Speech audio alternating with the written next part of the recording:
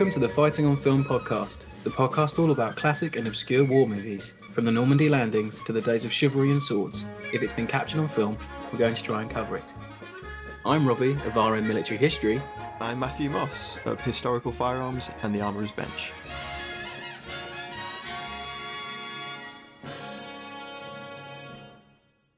Hello and welcome back to Fighting on Film. We're here at the IWM Duxford with Dr Hattie Hearn, the curator of the American Air Museum here at Duxford. Hattie, thanks so much for being on the show. Thanks for having me. I think we'll start things off by asking, what do you think, as the curator of the American Air Museum here, what do you think of the show so far? Well, it's when we first heard that the Masters of the Air was finally getting off the ground, it was so exciting because I think, like a lot of your listeners, I'd been waiting for them to actually get filming for so long. So it was really exciting when actually started to come out, and I've watched the first few episodes, and I mean I'm really impressed. I know a lot about the story already, obviously having that background knowledge, but actually to see it come to life has been incredible. I mean, it's one thing reading about stories of air combat and listening to veterans talk about it, but actually seeing it brought to life is a completely different experience. Absolutely. Yeah, so I was lucky enough to go to London for the premiere. Very cool. And that was really cool. And we watched the first episode, and watching it on the big screen was amazing. It was so immersive. And in terms of historical accuracy, I've been really impressed. And having listened to some of the producers and directors talk about the series and the efforts they went to making sure it was as accurate as possible, I was super kind of impressed with how much effort they put into it. It's been gripping, it's been engaging, and I've loved how they've got like the nuances of the kind of the emotional impact of air warfare, and the relationships between the crew members, and also they've also started to touch upon the relationships with the local British people as well. So I've been really impressed so far. So was there any involvement with the production on the museum's part? So during pre-production, John Orloff and a couple of the other writers came to Duxford, and they went into the B-17, and I think that was the first time they'd been inside a B-17. Oh, wow. So that kind of informed their script writing and gave them a sense of what it would have been like to actually work in one of these. And then we also consulted on some of the scenes setting with, we talked to the set dressers and wardrobe and things to make sure that they were as historically accurate as possible. Oh, that's cool. So there was some involvement. Yeah, which Nice. was cool. Yeah.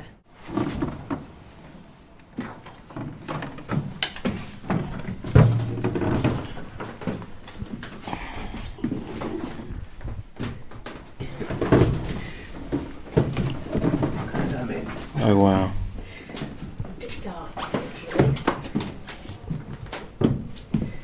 So here we're in the waist positions, so we've got our two waist guns.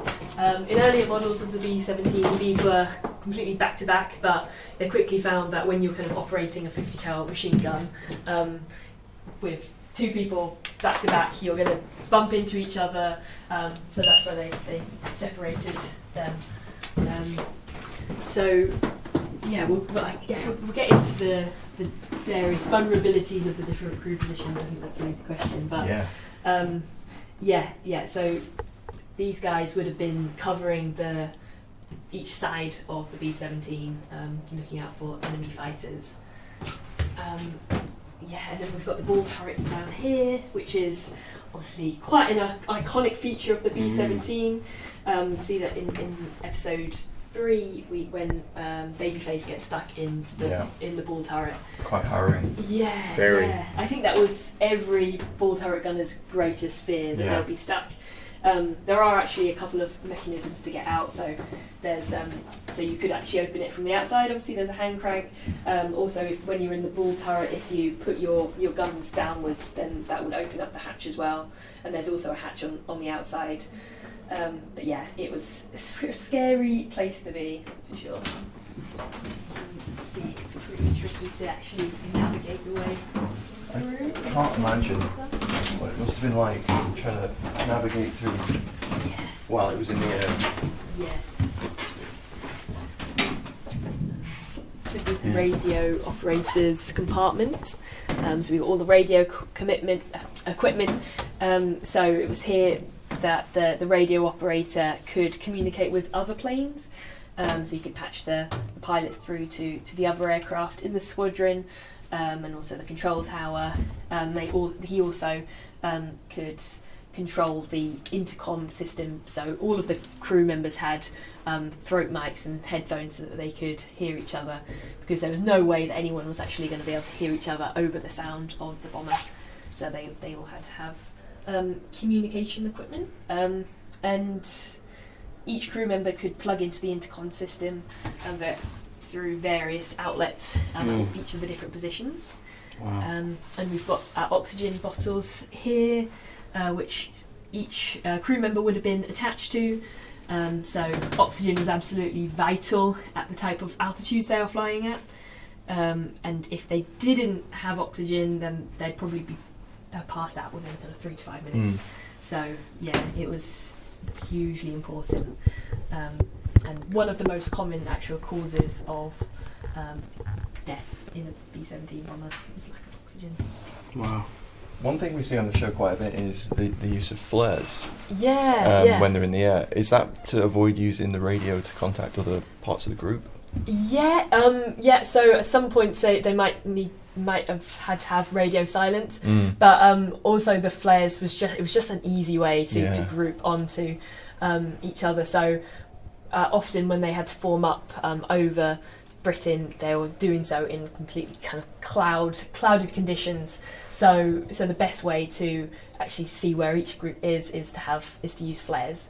Also, different coloured flares indicated different things. So if they had wounded on board, they would fire a red flare, and that let the people on the ground know that they needed to prepare the ambulances and kind of get everything in position for an emergency landing. Wow. So what's your favourite part of a B-17 then? Well, that's a really difficult question. I think every part has its kind of unique features. I mean, the cockpit is obviously iconic, so we'll take a look at that in a second. But probably my favourite bit is the nose of the aircraft. We could head over there and I can Absolutely talk through that. Yeah. Just going through the bomb bay now. You can imagine if the bomb bay doors were actually open and you had to walk through this walkway, it would be a little bit... It's amazingly cramped. Yes, I mean, the audio is probably not doing it justice, but it's so tight. I'm a short man, I'm not a thin man, but I can imagine what it's like when you're fully in your flight suit. Yeah, I think this gantry is about 6 inches wide. Incredible.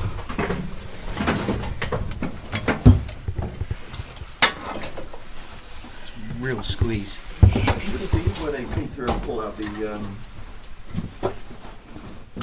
fuse pins.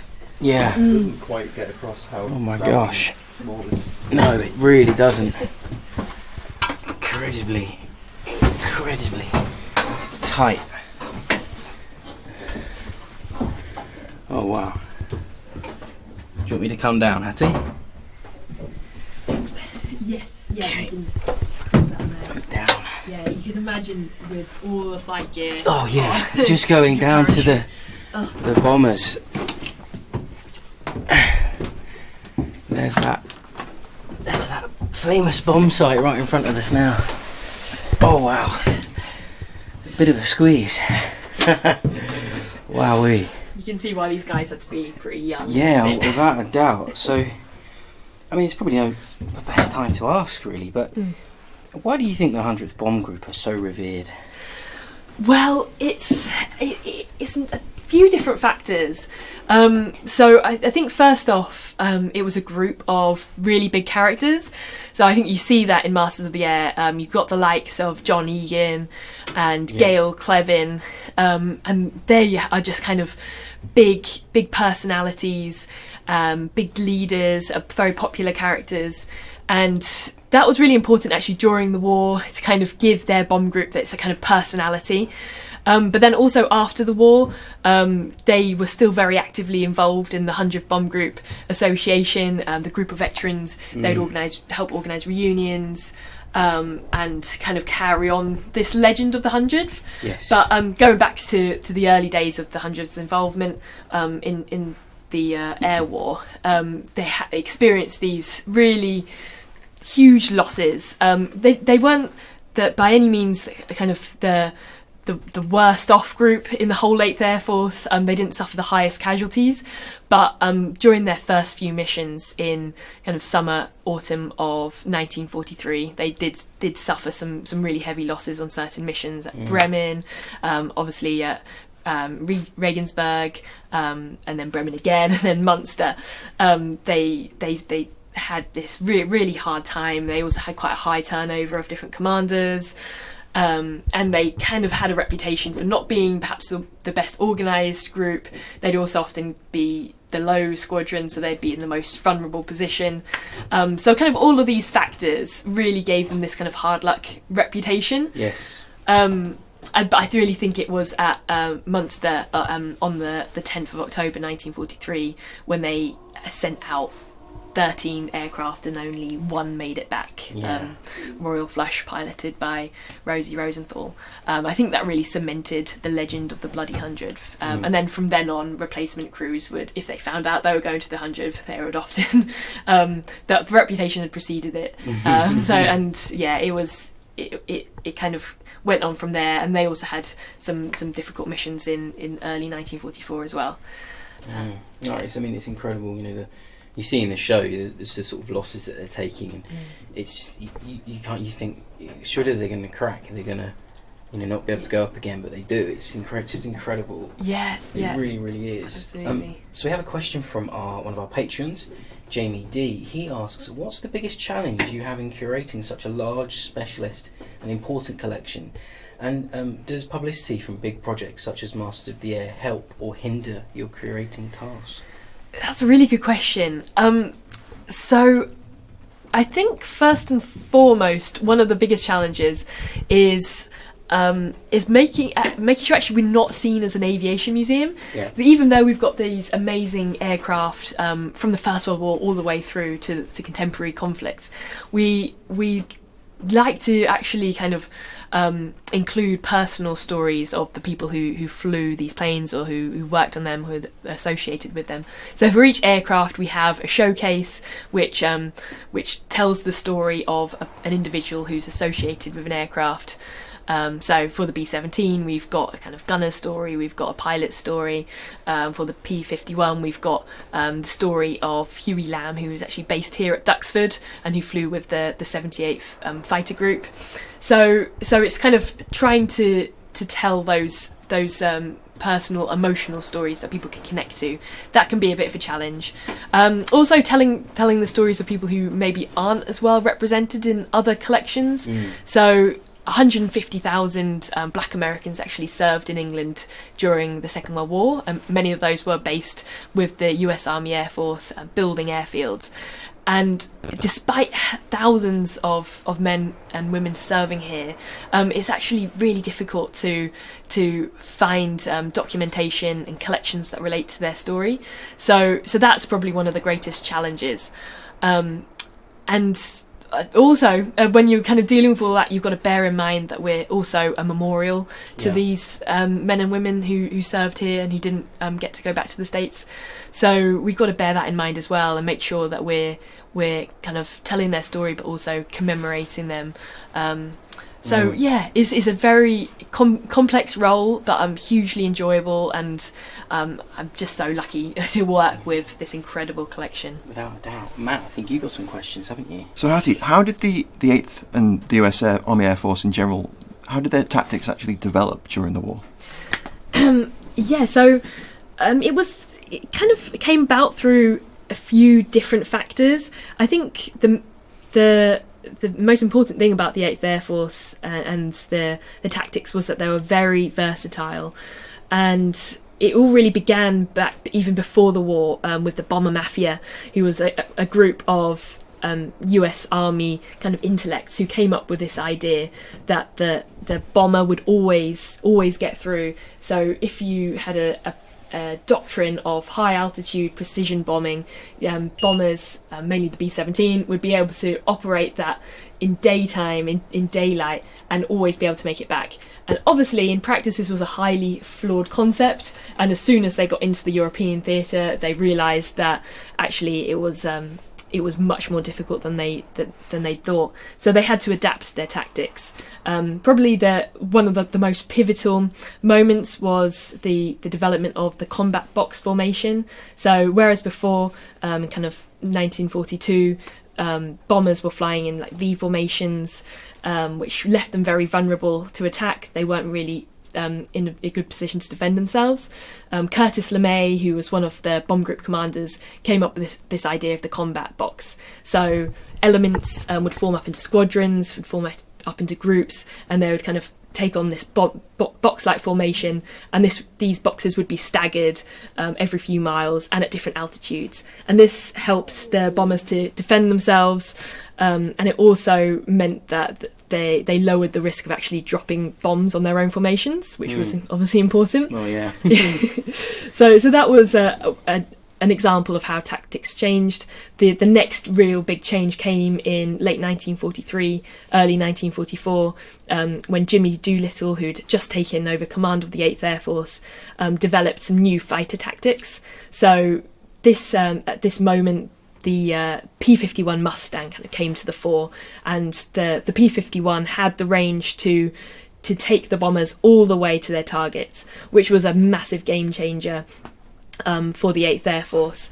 And Doolittle came up with a new tactic where he basically let the fighters loose. They no longer had to be chained to the bombers. They could actually go ahead of the formation and attack the Luftwaffe fighters who were waiting for the bombers. And then on the way back, if they had the opportunity to, they could attack ground targets, airfields, and kind of other important installations.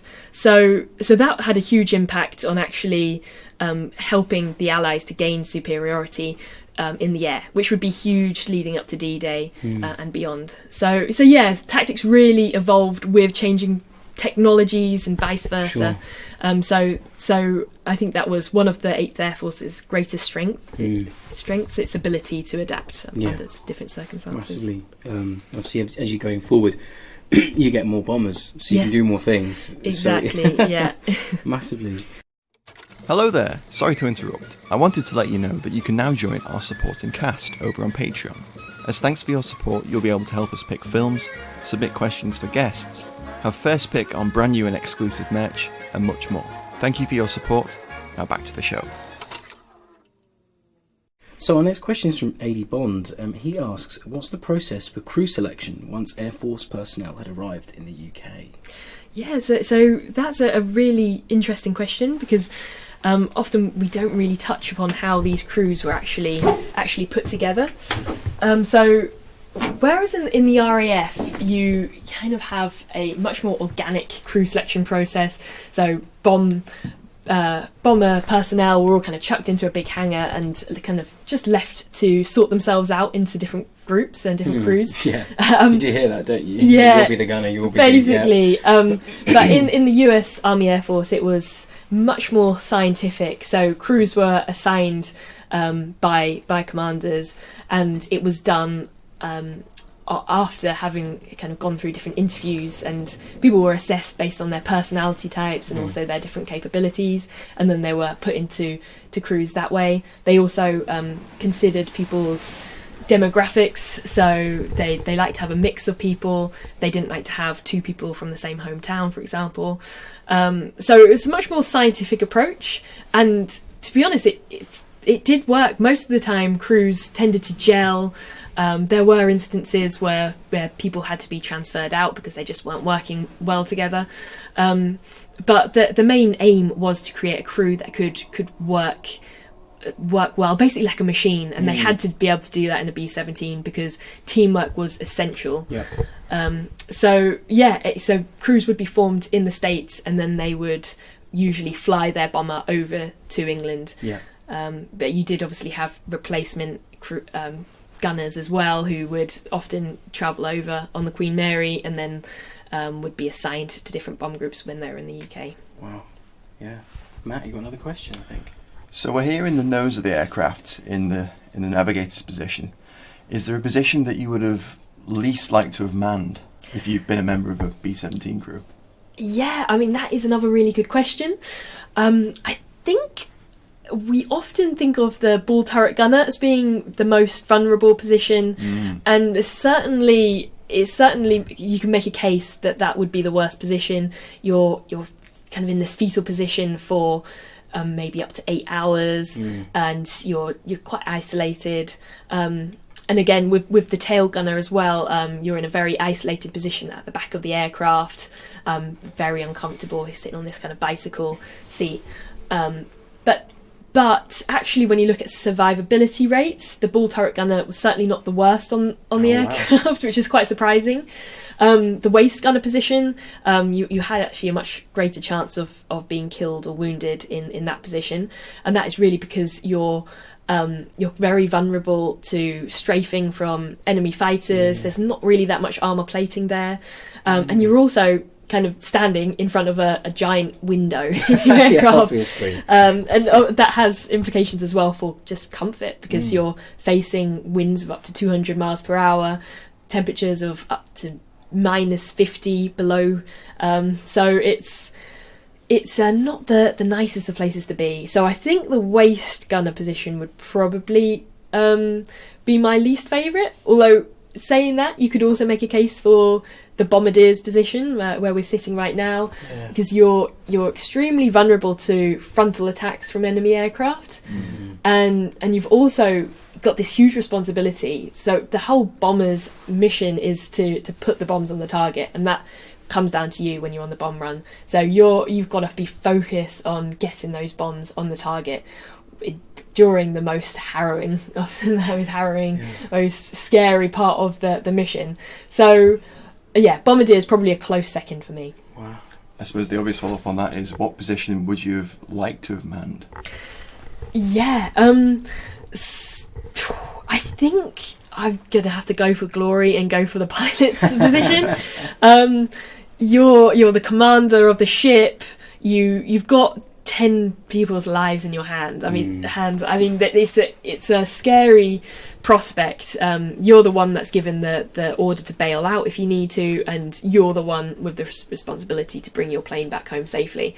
So there's a lot riding on it, but then you've also got that kind of cool status as the commander of the plane. A lot of people would be looking up to you. So I think I'd go with pilot. And you get to tell everyone you're a pilot too. Yeah, of cool. course. I guess you get all the ladies, I imagine. So it's Very true. it's pretty cool. So now me and Matt have had a bit of a debate about this in the last week or so, and we thought we'd spring it on you just for the reaction. When you're on the plane and you want to go 8 hours in. 8 hours in, you've just gone to Germany, you're on your way home. What do you do if you need the loo on board? Yeah, that's actually a really common question. I bet it is. I bet it is, yeah. So some RAF bombers, they actually had a little toilet that you could use. It wasn't really recommended. As you can imagine, turbulence didn't really owe itself to going to the loo. But the B-17 didn't have anything like that. You were given a relief tube, so it was kind of a glass tube that you could do your business in, and then often just pour that out. Obviously, yeah. Or if you were really caught short and you needed a number 2, there was a bucket situation. But that definitely really wasn't very favourable. You also had a lot of ammo cases, of course, ammo boxes you could use. Exactly.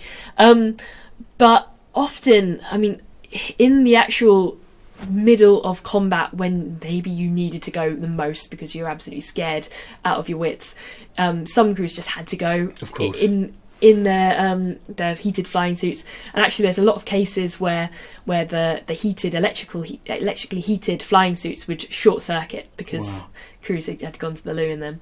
That was in episode 1. Yes, wasn't it? And that would cause frostbite and all sorts. So definitely not recommended. Also, there's quite a few cases of the ball turret gunner getting a bit annoyed, because often crews would use the bomb bay as a toilet, but as you can imagine, the urine would then hit back straight into the ball turret, and that would cloud their vision, and it's just not pleasant. No. So it was a very important thing to consider, because these guys were up in the air for up to kind of 8, even 10 hours. Of course, so, like a working day, you know. Exactly. Yeah, you're going to need the loo. Well, I'm out of fiver now, because I was thinking, oh well, they might have had a system, you know. So Matt was right. He said through the bomb bay doors. Yeah. So we have another question from Westerly Al, and he asks, what productions have been used at Duxford? Yes. So most famously, going back to 1968, the Battle of Britain film was filmed here. Yeah, very famously. And actually, there was an interesting story around that. So as part of the scene, I think the airfield's coming under attack, and one of the hangars is blown up. Yes. And that actually did happen in real life here at Duxford. One of our First World War hangars was blown up during the production. I believe that actually the production company didn't seek permission from Duxford to do that. Infamous, isn't it? Yeah, and it's a massive shame, because that hangar actually had a lot of history attached to it. So during the Second World War, whilst the 78 fighter group are based here, that hangar is used as the base theatre. So you have the likes of Bing Crosby and Bob Hope all performing in that hangar. So it's a shame we don't have it now. We've just got the concrete base there where it would have sat. But kind of that actually had big implications on the history of Duxford. So after that demolition, huge efforts were made to secure the future of Duxford Airfield, and it became listed, and the Imperial War Museum took it over to run it as a museum. So we do owe quite a lot to that production. Ironically, like it. Yeah, very ironically. But more recently, the airfield was used as the filming location for an upcoming film, 6888, which is Tyler Perry Netflix series. Yeah. Yes. So it tells the story of the 6888 Postal Battalion, and they were actually a battalion of black American women. They were the only unit of black American women to serve overseas during the Second World War, and they were based here in England, in Birmingham, and they were tasked with sorting through 3 years' worth of mail and for distribution to troops in Europe, and they managed to do that task exceptionally well. They got through the whole backlog within 6 months. We do tell their story here at Duxford in the American Air Museum, and so that's one that we're really looking forward to actually coming out. That's going to be a good one. Yeah. It's been amazing talking to you, Hattie, inside a B-17. I think this is the first Fighting on Film episode to be recorded on location, and what better location than a B-17? Yeah. It's amazing. So thank you so much for joining us. No, thanks for having me. Wonderful experience. Thanks for coming on. Thank you. And I'm going to do the outro in the B-17. Of course. Next to the bomb site. Amazing. So make sure you follow us on the socials, leave us a review wherever you listen to us, and we'll catch you again for more war movie fun on Fighting on Film. And I'll also add, definitely come and check out the museum here at the IWM Duxford to get a look at Sally B. Yeah, please do. Thanks for joining us, Hattie. Thank you. Bye-bye, everybody.